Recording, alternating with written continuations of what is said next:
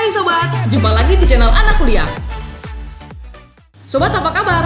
Semoga dalam keadaan sehat ya. Video kali ini bukan hanya seru sobat, tapi juga mungkin menjawab kebingunganmu selama ini.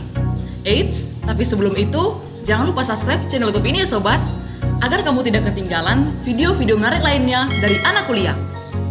So, kali ini kita akan bahas kenapa kebanyakan penjaga fotokopi selalu jutek. Ini pasti nggak asing lagi bagi kita. Bagi kita yang seorang pelajar, mahasiswa, pekerja atau bukan, pasti kita sering ke tempat fotokopi, baik untuk membeli keperluan alat tulis, ngeprint, fotokopi tugas atau dokumen, dan sebagainya. Pasti sepanjang kita ke tempat fotokopi, ada aja penjaga fotokopi yang kita temuin pasti jutek bukan? Namun, pernahkah kamu bertanya-tanya, kenapa kebanyakan abang atau kakak penjaga fotokopi selalu jutek? Semua profesi tentunya memiliki karakternya masing-masing. Seperti guru matematika yang terkenal dengan galaknya. Dan begitu juga dengan penjaga fotokopi. Nah, lalu apa kamu tahu kenapa penjaga fotokopi selalu jutek? So, tanpa basa-basi lagi, skuy, kita bahas alasan kenapa penjaga fotokopi sering jutek. Pertama, karena pelanggan bayar dengan uang yang nominal besar. Ayo, siapa yang pernah kayak gini?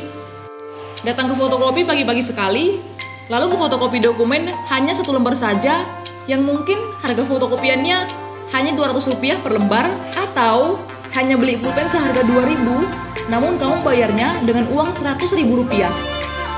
Apalagi kalau kamu bayarnya dengan muka melas dan bilang, "Ada lagi bang, tinggal itu." wah, kalau gini, Mimin juga bisa rasain apa yang sedang dirasain si abang atau kakak penjaga fotokopi. Hehehe.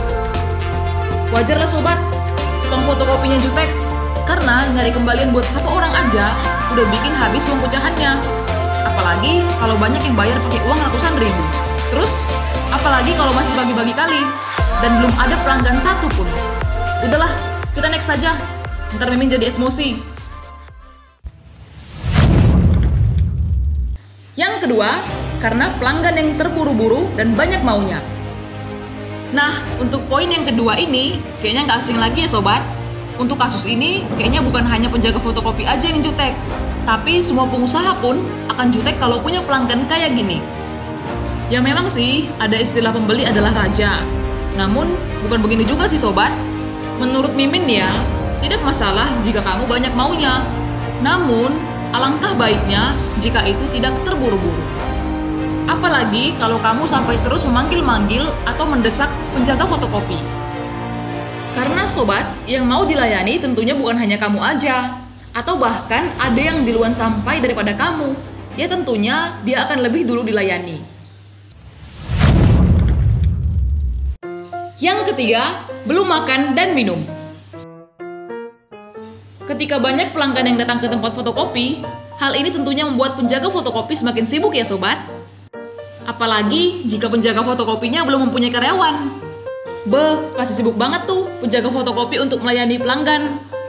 Kesibukan itulah yang membuat penjaga fotokopi sampai lupa makan dan bahkan minum. Sobat anak kuliah pasti tahu gimana rasanya kalau belum makan dan minum, apalagi di jam makan siang. Tentunya sangat menguras tenaga dan pikiran ya sobat. Sebab pada dasarnya, setiap orang yang tengah lapar akan jauh lebih mudah emosional. Next, keempat, bekerja di fotokopi melelahkan. Bagi kamu yang pernah kerja di tempat fotokopi, atau bahkan punya usaha fotokopi, tentunya hal ini sudah biasa untukmu. Mengapa bekerja di fotokopi melelahkan? Tentunya, dari poin-poin yang sebelumnya kita bahas, itu sudah melelahkan bukan? Namun ternyata ada sebab-sebab lain yang membuat bekerja di fotokopi melelahkan sobat. Selain itu, bisa juga karena media buku yang mau difotokopi tebal dan sudah tua sehingga butuh keterampilan dan kefokusan agar tidak rusak. Seperti menguras tenaga dan pikiran, karena biasa harus multitasking mengerjakan beberapa pekerjaan dalam waktu bersamaan. Tentunya, ini membuat penjaga fotokopi lebih hati-hati bukan? Dapat dibayangkan, walau kelihatannya simple, namun cukup melelahkan. Dan yang kelima, karena aslinya memang jutek. Nah, dari tadi, kita sebagai pembeli aja tuh yang salah. Kalau untuk poin yang satu ini, udah nggak salah di kita lagi sobat.